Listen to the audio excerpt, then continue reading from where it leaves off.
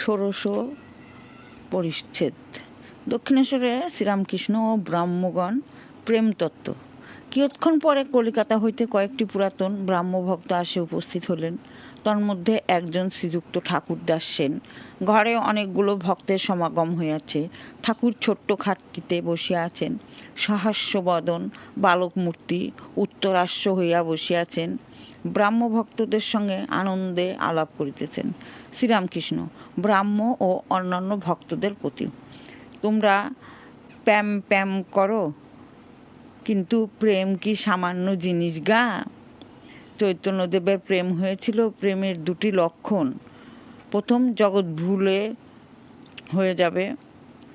এত ঈশ্বরেতে ভালোবাসা যে বাহ্যশূন্য। চৈতন্যদেব বন দেখে বৃন্দাবন ভাবে, সমুদ্র দেখে শ্রী যমুনা ভাবে।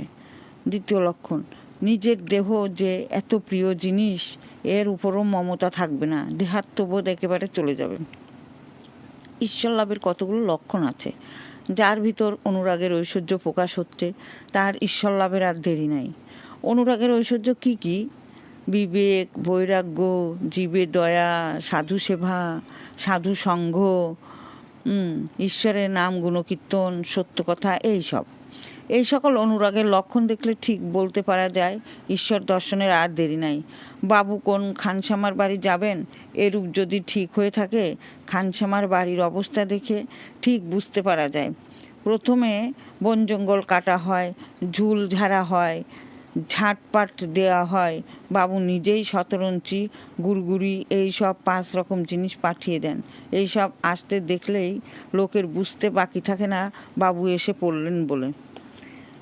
একজন ভক্ত: আগে আগে বিচার করে কি ইন্দ্রিয় নিগ্রহ করতে হয়? শ্রীরামকৃষ্ণ: ও এক পথ আছে, বিচার পথ। ভক্তিপথেও অন্তরিন্দ্রিয় নিগ্রহ আপনি হয়, আর সহজ হয়। ঈশ্বরের উপর যত ভালোবাসা আসবে, তত ইন্দ্রিয় সুখ আলুনি লাগবে। যেদিন সন্তান মারা গেছে, সেই শোকের উপর স্ত্রী পুরুষের দেহ সুখের দিকে কি মন থাকতে পারে? একজন ভক্ত: তাকে ভালোবাসতে পারছি কই? নাম মাহাত্ম্য, উপায় মায়ের নাম।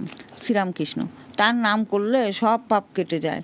কাম, ক্রোধ, শরীরের সুখ, ইচ্ছা, এসব পালিয়ে যায়। একজন ভক্ত: তার নাম করতে ভালো কই লাগে? শ্রীরামকৃষ্ণ: ব্যাকুল হয়ে তাকে প্রার্থনা করো, যাতে তার নামে রুচি হয়, তিনিই মনোবাঞ্ছা পূর্ণ করবেন। এই বলিয়া ঠাকুর দেবদুর্লভ কণ্ঠে গাহিতেছেন। জীবের দুঃখ কাতর হইয়া মার কাছে হৃদয়ের বেদনা জানাইতেছেন। প্রাকৃত জীবের অবস্থা নিজে আরোপ করিয়া মার কাছে জীবের দুঃখ জানাইতেছেন। দোষ কারু নয় গো মা, আমি সখ্যাত শরীরে ডুবে মরি শ্যামা। স্বরূপু হলো কদণ্ড স্বরূপ, পুণ্যক্ষেত্র মাঝে কাটিলাম কূপ। সে কূপে বেরিল কালরূপ জল, কাল মনোরমা। আমার কি হবে তারিণী, ত্রিগুণ ধারিণী, বিগুণ করেছ সগুণে। কিসে এ বাড়ি নিবাড়ি ভেবে, দাশরথীর অনিবার বাড়ি নয়নে। ছিল বাড়ি কক্ষে, ক্রমে এলো বক্ষে, জীবনে জীবন কেমন হয় মা রক্ষে। আছি তোর অপেক্ষে, দে মা মুক্তি ভিক্ষে, কটাক্ষেতে করে পার। আবার গান গাইতেছেন। জীবের বিকার রোগ, তার নামে রুচি হলে বিকার কাটবে। এ কি বিকার শঙ্করী, কৃপাচরণ তলি তরি পেলে ধন্বন্তরী। অনিন্ত গৌরব হলো অঙ্গ দাহ, আমার আমার একই হলো পাপ মোহ। তাই ধনজন তৃষ্ণা না হয় বিরহ, কিসে জীবন ধরি। অনিন্ত আলাপ কি পাপ প্রলাপ, সতত সর্বমঙ্গলে। মায়া কাক নিদ্রা, তাহে দাশরথীর নয়ন যুগলে। হিংসারূপ তাহে সে উদরে কৃমি, মিছে কাজে ভ্রমি, সেই হয় ভ্রমি। রোগে বাঁচি কি না বাঁচি, তন নামে অরুচি দিবা সর্বরি। শ্রীরামকৃষ্ণ: তন নামে অরুচি, বিকারে যদি অরুচি হলো, তাহলে কি বাঁচবার পথ থাকে না? যদি একটু রুচি থাকে, তবে বাঁচবার খুব আশা। তাই নামে রুচি, ঈশ্বরের নাম করতে হয়।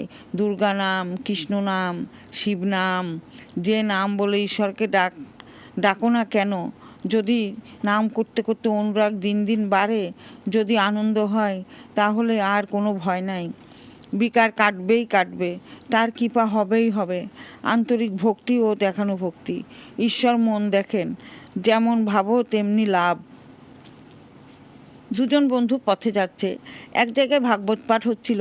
একজন বন্ধু বললে, এসো ভাই একটু ভাগবত শুনি। আর একজন একটু উকি মেরে দেখলে, তারপর সে সেখান থেকে চলে গিয়ে বেশ্যালয়ে গেল। সেখানে খানিকক্ষণ পরে তার মনে বিরক্তি এলো। সে আপনা আপনি বলতে লাগলো, ধিক আমাকে, বন্ধু আমার হরিকথা শুনছে আর আমি কোথায় পড়ে আছি।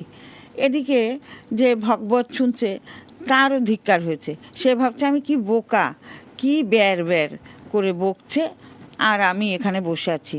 বন্ধু আমার কেমন আমোদ আহ্লাদ করছে। এরা যখন মরে গেল, যে ভগবত শুনেছিল তাকে যমদূত নিয়ে গেল, যে বেশ্যালয়ে গেছিল তাকে বিষ্ণুদূত বৈকুণ্ঠে নিয়ে গেল। ভগবান মন দেখেন, কে কি কাজে আছেন, কে কোথায় পড়ে আছে তা দেখেন না। ভাবগ্রাহী জনার্দন। কর্তা ভাজরা মন্ত্র দিবার সময় বলে, এখন মন তোর, অর্থাৎ এখন সব তোর মনের উপর নির্ভর করছে। তারা বলে, যার ঠিক মন তার ঠিক করণ, তার ঠিক লাভ। মনের গুণে হনুমান সমুদ্র পার হয়ে গেল। আমি রামের দাস, আমি রাম নাম করছি, আমি কি না পারি এই বিশ্বাস। কেন ঈশ্বর দর্শন হয় না? অহং বুদ্ধির জন্য। যতক্ষণ অহংকার ততক্ষণ অজ্ঞান। অহংকার থাকতে মুক্তি নাই। গরুগুলো হাম্মা হাম্মা করে আর ছাগলগুলো ম্যাঁ ম্যাঁ করে, তাই ওদের কত যন্ত্রণা। কষায়ে কাটে, জুতো ঢোলের চামড়া তৈয়ার করে, যন্ত্রণার শেষ নাই। হিন্দিতে হাম মানে আমি, আর ম্যায় মানে আমি। আমি করে বলে কত কর্মভোগ। শেষে নারী ভুঁড়ি থেকে ধুনুনির তাঁত তৈয়ার করে। তখন ধুনুরির হাতে তুহু তুহু বলে, অর্থাৎ তুমি তুমি তুমি তুমি বলার পর সব নিস্তার, আর ভুগতে হয় না। হে ঈশ্বর, তুমি কর্তা আর আমি অকর্তা, এরই নাম জ্ঞান। নিচু হলে তবে উঁচু হওয়া যায়। চাতক পাখির বাসা নিচে, কিন্তু ওঠে খুব উঁচুতে। উঁচু জমিতে চাষ হয় না, খাল জমি চাই, তবে জল জমে, তবে চাষ হয়। গৃহস্থ লোকের সাধুসঙ্গ প্রয়োজন। যথার্থ দরিদ্রকে একটু কষ্ট করে সৎসঙ্গ করতে হয়। বাড়িতে কেবল বিষয়ের কথা, রোগ লেগেই আছে। পাখি দ্বারে বসে রাম রাম বলে, বনে উড়ে গেলে আবার ক্যা ক্যা করবে। টাকা থাকলে বড় মানুষ হয় না। বড় মানুষের বাড়ির একটি লক্ষণ যে সব ঘরে আলো থাকে। গরিবেরা তেল খরচ করতে পারে না, তাই অত আলো বন্দোবস্ত করতে পারে না। এই দেহ মন্দির অন্ধকারে রাখতে নাই, জ্ঞানদীপ জেলে দিতে হয়। জ্ঞানদীপ জেলে ঘরের ব্রহ্মময়ীর মুখ দেখো না। প্রার্থনা তত্ত্ব চৈতন্যের লক্ষণ। সকলের জ্ঞান হতে পারে, জীবাত্মা আর পরমাত্মা। প্রার্থনা করো, সেই পরমাত্মার সঙ্গে সব জীবেরই যোগ হতে পারে। গ্যাসের নল সব বাড়িতেই খাটানো আছে। গ্যাস কোম্পানির কাছে গ্যাস পাওয়া যায়। আর্জি করলেই গ্যাসের বন্দোবস্ত করে দেবে, ঘরেতে আলো জ্বলবে। শিয়ালদহে আপিস আছে, সকলের হাস্য। কারুর চৈতন্য হয়েছে, তার কিন্তু লক্ষণ আছে। ঈশ্বরীয় কথা বই আর কিছু শুনতে ভালো লাগে না, আর ঈশ্বরীয় কথা বই আর কিছু বলতেও ভালো লাগে না। যেমন 7 সমুদ্র, গঙ্গা, যমুনা, নদী, সব তাতে জল রয়েছে, কিন্তু চাতক বৃষ্টির জল চাচ্ছে। তৃষ্ণাতে ছাতি ফেটে যাচ্ছে, তবু অন্য জল খাবে না। সপ্তদশ পরিচ্ছেদ শ্রীরামলাল প্রভৃতির গান ও শ্রীরামকৃষ্ণের সমাধি। ঠাকুর রামকৃষ্ণ গান গাহিতে বলিলেন। রামলাল ও কালীবাড়ির একটি ব্রাহ্মণ কর্মচারী গাহিতেছেন। সঙ্গতের মধ্যে একটি বায়ার ঠেকা। হৃদি বৃন্দাবনে বাস করি, করো কমলাপতি, ওহে ভক্তি প্রিয়, আমার ভক্তি হবে রাধা সতী। মুক্তি কামনা আমারই হবে বৃন্দে গোপনারী, দেহ হবে নন্দের পুরী, স্নেহ হবে মা যশোমতী। আমায় ধরো ধরো জনার্দন, পাপভার গোবর্ধন, কামাদি ছয় কংস চরে, ধ্বংস করে সম্প্রতি। বাজায়ে কৃপা বাঁশরি, মনোধেনুকে বশ করি, তিষ্ট হৃদি গোষ্ঠে পুরাও ইষ্ট এই মিনতি। আমার প্রেমরূপ যমুনা কূলে আশাবংশী বটমূলে সদাস ভেবে সদয় ভাবে সতত কর বসতি। যদি বলো রাখাল প্রেমে বন্দি থাকি ব্রজধামে, জ্ঞানহীন রাখাল তোমার দাস হবে হে দাশরথী। নবনীরদ বরণ কিসে গণ্য শ্যামা চাঁদ রূপ হেরে, করেতে বাসি অধরে হাসি রূপে ভুবন আলো করে। জড়িত পিত বসন তরিত চিনি ঝলমল, আন্দোলিত চরণাবধি হৃদি সরজে বনমাল। নিতে যুবতী জাতি কুলো আলো করে যমুনা কুলো, নন্দকুল চন্দ্র যত চন্দ্র যিনি বিহারে। শ্যামগুণ ধাম পশি হামরিদি মন্দিরে, প্রাণ মন জ্ঞান সখী হরে নীল বাসির স্বরে। গঙ্গা নারায়ণের যে দুঃখ সে কথা বলিব কারে, জানতে যদি যেতে গো সখী যমুনার জল আনিবারে। শ্যামাপদ আকাশেতে মন ঘুরি খান উড়েতেছিল, কলুষের কুবাতাসে পেয়ে গোপটা খেয়ে পড়ে গেল। ঈশ্বর লাভের উপায় অনুরাগ, গোপী প্রেম, অনুরাগ, বাঘ। শ্রীরামকৃষ্ণ ভক্তদের প্রতি। বাঘ যেমন কপ কপ করে জানোয়ার খেয়ে ফেলে, তেমনি অনুরাগ বাঘ কাম ক্রোধ এই সব রিপুদের খেয়ে ফেলে। ঈশ্বর একবার অনুরাগ হলে কাম ক্রোধাদি থাকে না। গোপীদের ওই অবস্থা হয়েছিল। কৃষ্ণে অনুরাগ। আবার আছে অনুরাগ অঞ্জন। শ্রীমতী বলেছেন, সখী চতুর্দিক কৃষ্ণময় দেখছি। তারা বললে, সখী অনুরাগ অঞ্জন চোখে দিয়েছ, তাই ওই রূপ দেখছ। এরূপ আছে যে ব্যাঙের মুন্ডু পুড়িয়ে কাজল তৈয়ার করে, সেই কাজল চোখে দিলে চারদিক সর্পময় দেখে। যারা কেবল কামিনী কাঞ্চন নিয়ে আছে, ঈশ্বরকে একবার ভাবে না, তারা বন্ধ জীব। তাদের নিয়ে কি মহৎ কাজ হবে? যেমন কাকে ঠোকরানো আম ঠাকুর সেবায় লাগে না, নিজের খেতেও সন্দেহ। বন্ধজীব, সংসারী জীব। এরা যেমন গুটি পোকা, মনে করলে কেটে বেরিয়ে আসতে পারে, কিন্তু নিজে ঘর বানিয়েছে, ছেড়ে আসতে মায়া হয়, শেষে মৃত্যু। যারা মুক্তজীব তারা কামিনী কাঞ্চনের বশ নয়। কোনো কোনো গুটি পোকা অত যত্নের গুটি কেটে বেরিয়ে আসে, সে কিন্তু দু একটা মায়াতে ভুলিয়ে রাখে। দু একজনের জ্ঞান হয়, তারা মায়ার ভেলকিতে ভোলে না, কামিনী কাঞ্চনের বশ হয় না। আতুর ঘরের থুল হাড়ির খোলা যে পায়ে পড়ে, তার বাজিকরের ড্যাম ড্যাম শব্দের ভেলকি লাগে না। বাজিগর কি করছে সে ঠিক দেখতে পায়। সাধন সিদ্ধ আর কৃপা সিদ্ধ। কেউ কেউ অনেক কষ্টে ক্ষেত্রে জল ছেঁচে আনতে পারলে ফসল হয়। কারুর জল ছেঁচতে হলো না, বৃষ্টির জলে ভেসে গেল, কষ্ট করে জল আনতে হলো না। এই মায়ার হাত থেকে এড়াতে গেলে কষ্ট করে সাধন করতে হয়। কৃপা সিদ্ধের কষ্ট করতে হয় না, সে কিন্তু দু একজনা। আর নিত্য সিদ্ধ, এদের জন্মে জন্মে জ্ঞান চিন্তন চৈতন্য হয়ে আছে। যেমন ফোয়ারা বুঝে আছে, মিস্ত্রি এটা খুলতেই ওটা খুলতে ফোয়ারাটা খুলে দিলে আর ফরফর করে জল বেরোতে লাগলো। নিত্যসিদ্ধের প্রথম অনুরাগ যখন লোকে দেখে তখন অবাক হয়, বলে এত ভক্তি বৈরাগ্য প্রেম কোথায় ছিল?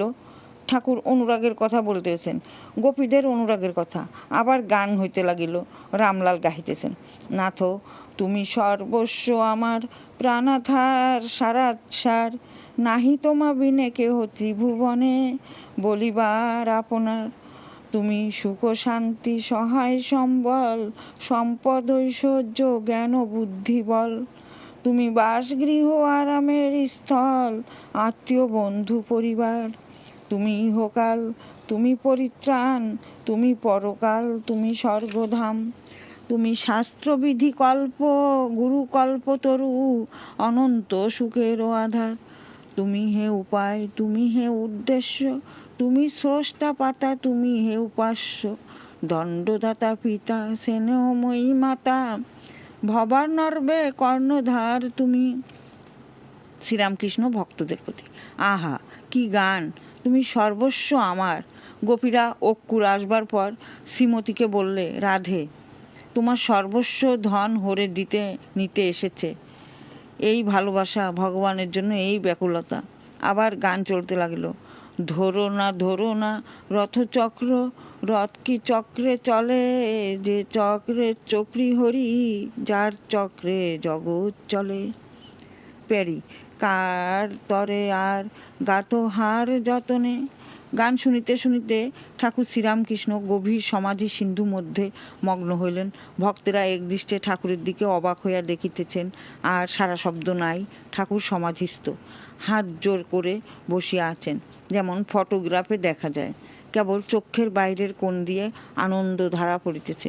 ঈশ্বরের সহিত কথা, শ্রীরামকৃষ্ণের দর্শন, কৃষ্ণ সর্বময়।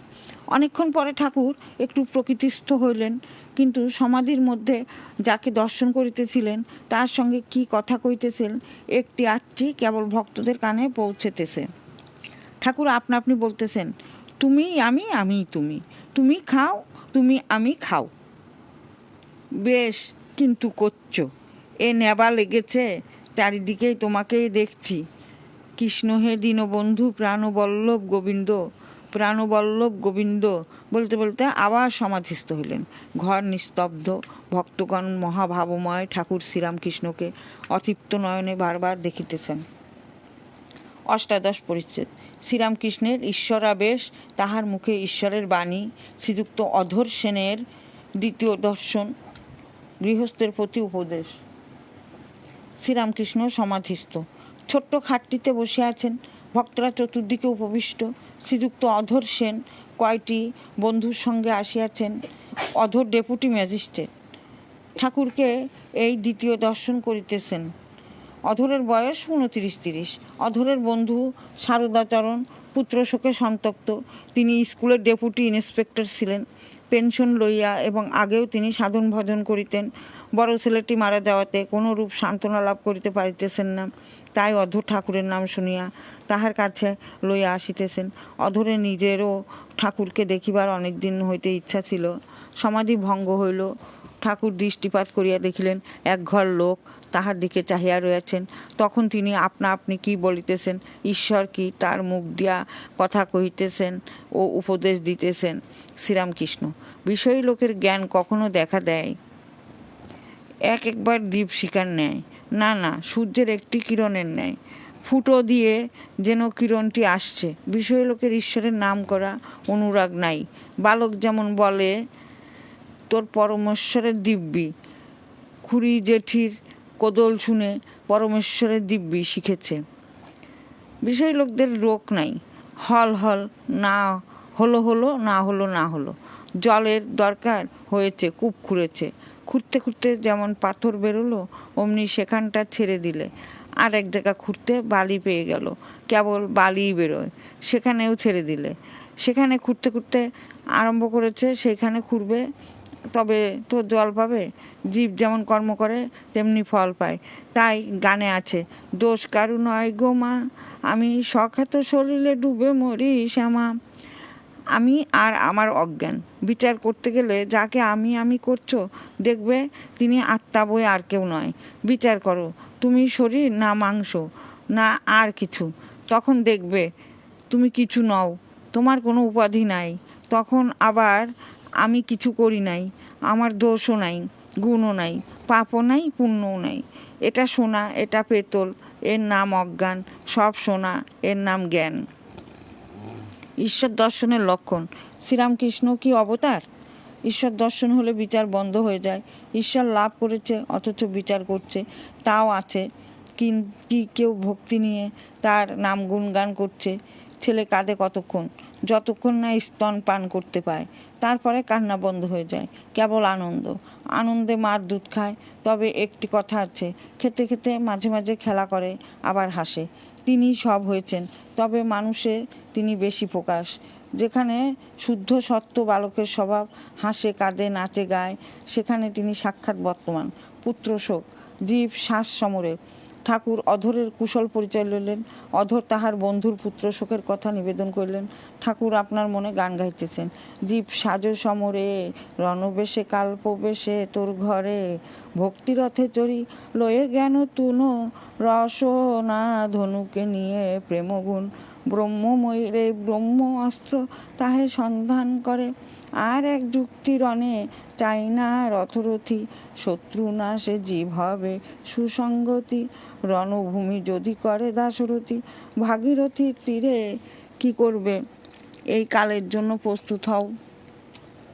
কাল ঘরে প্রবেশ করেছে, তার নাম রূপ অস্ত্র লয়ে যুদ্ধ করতে হবে। তিনিই কর্তা। আমি বলি যেমন করাও তেমনি করি, যেমন বলাও তেমনি বলি। আমি যন্ত্র, তুমি যন্ত্রী। আমি ঘর, তুমি ঘরণী। আমি গাড়ি, তুমি ইঞ্জিনিয়ার। তাকে আমক্তারি দাও। ভালো লোকের উপর ভার দিলে অমঙ্গল হয় না। তিনি যা হয় করুক, যা তা শোক হবে না গো। আত্মজ রাবণ বধ হলো। লক্ষ্মণ দৌড়ে গিয়ে দেখেন যে হাড়ের ভিতরে এমন জায়গা নাই যেখানে ছিদ্র নাই। তখন বললেন, রাম, তোমার রাবণের কি মহিমা! রাবণের শরীর এমন স্থান নাই যেখানে ছিদ্র না হয়েছে। তখন রাম বললেন, ভাই, হাড়ের ভিতর যেসব ছিদ্র দেখছো ও বানের জন্য নয়, শোকে তার হাড় জড়ো জড়ো হয়েছে। ওই ছিদ্রগুলো সেই শোকের চিহ্ন। হাড় বিদীর্ণ করেছে। তবে এসব অনিত্য। গৃহ, পরিবার, সন্তান দুদিনের জন্য। তাল গাছই সত্য। দু একটা তাল খসে পড়েছে, তার আর দুঃখ কি? ঈশ্বর তিনটি কাজ করছেন, সৃষ্টি, স্থিতি, প্রলয়। মৃত্যু আছেই। প্রলয়ের সময় সব ধ্বংস হয়ে যাবে, কিছুই থাকবে না। মা কেবল সৃষ্টির বীজগুলো কুড়িয়ে রেখে দেবেন। আবার নতুন সৃষ্টির সময় সেই বীজগুলো বার করবেন। গিন্নিদের যেমন নেতা কাতার হাঁড়ি থাকে, সকলের হাস্য। তা সে শশা বিচি, সমুদ্রের ফেনা, নীল বড়ি ছোট ছোট পুটলিতে বাঁধা থাকে। ঊনবিংশ পরিচ্ছেদ। অধরের প্রতি উপদেশ। সম্মুখে কাল। ঠাকুর অধরের সঙ্গে তার ঘরের উত্তরের বারান্দায় দাঁড়াইয়া কথা কইতেছেন। শ্রীরামকৃষ্ণ অধরের প্রতি, তুমি ডিপুটি, এ পদ ঈশ্বরের অনুগ্রহে হয়েছে, তাকে ভুলো না। কিন্তু যেন সকলের এক পথে যেতে হবে। এখানে দুদিন জন্য। সংসার কর্মভূমি, এখানে কর্ম করতে আসা। যেমন দেশে বাড়ি কলকাতায় গিয়ে কর্ম করে। কিছু কর্ম করা দরকার, সাধন। তাড়াতাড়ি কর্মগুলো শেষ করে নিতে হয়। শ্যাকরারা সোনা গলাবার সময় হাঁপড়, পাখা, চোং দিয়ে হাওয়া করে, যাতে আগুনটা খুব হয়ে সোনাটা গলে। সোনা গলার পর তখন বলে, তামাক সাজো। এতক্ষণ কপাল দিয়ে ঘাম পড়ছিল, তারপর তামাক খাবে। খুব রোগ চাই, তবে সাধন হয়। দৃঢ় প্রতিজ্ঞা। তার নাম বীজের খুব শক্তি। অবিদ্যা নাশ করে। বীজ এত কোমল, অক্ষুর এত কোমল, তবু শক্ত মাটি ভেদ করে, মাটি ফেটে যায়।